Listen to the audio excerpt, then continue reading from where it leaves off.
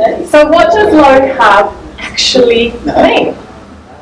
Well, I guess this is one of the hardest things, because if you ask one person, they'll tell you something completely different to somebody else. There is a very broad definition of low carb, and that's okay, but because we need a little bit of a broad definition to fit everyone.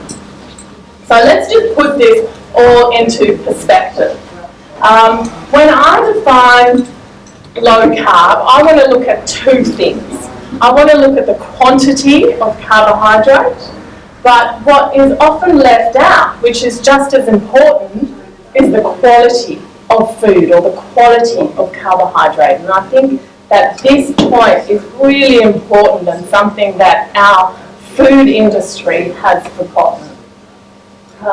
I'm not going to go too much into quality tonight because we're going to run out of time. I want to focus on quantity, but I want you to keep in the back of your minds that quality of food is so, so important. So can anybody at a guess give me an idea, or does anybody know what the average Australian would eat if we're talking grams of carbohydrate per day? Anybody want to have a guess? 150? 150? 200? About 250 to 300 grams is what the average Aussie would have. So I want to write this down because we're going to come back to a few of these bits. So if we just go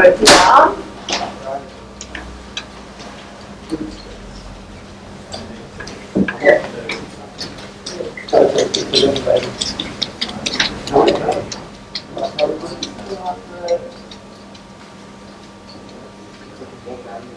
This is your average.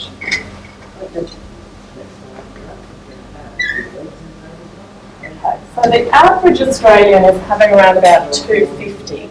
If you look at athletes are generally consuming more than that because they emphasize carbohydrates as a way of creating energy for themselves. And so athletes we can see going up into 500s, even beyond that.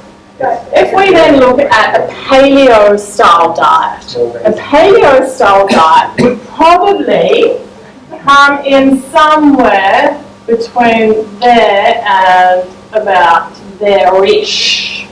So maybe between about 80 and 120, 130 grams. However, when people say they're having a paleo diet, one of the essence of it is that you're not actually counting macronutrients.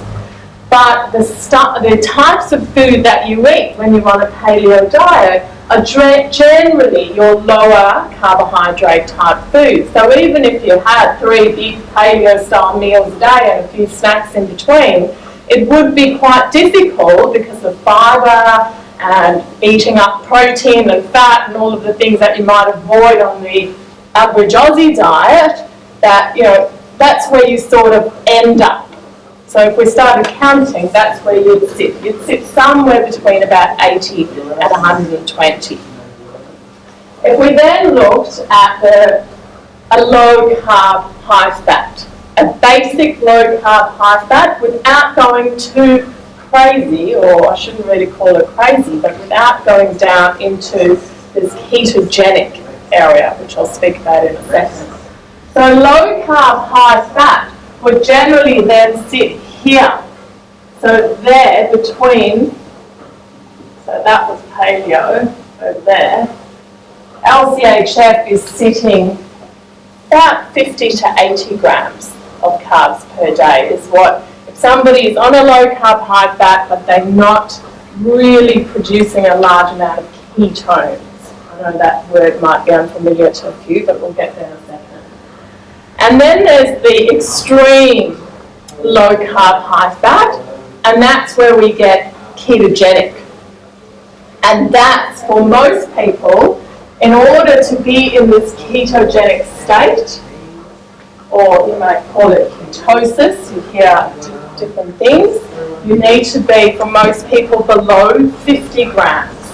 However, some people need to even be lower, below about 30 grams. but you know, the absolute minimum would be 50 in order to get yourself into ketosis.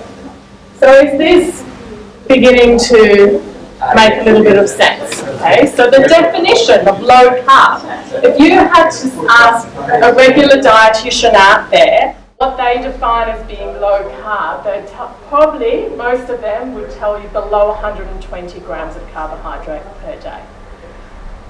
So if we classify any of the types of diets that I am recommending, and please don't be scared of the word diet. Diet is just meaning what you put into your mouth. It doesn't have to be restrictive or faddish or anything. So whatever, you know, the types of things that I'm recommending for my clients and for the majority of people out there fit into this classification of low carb because they fit below 120 grams of carbohydrate per day, which is more or less than half of what the average Australian is having.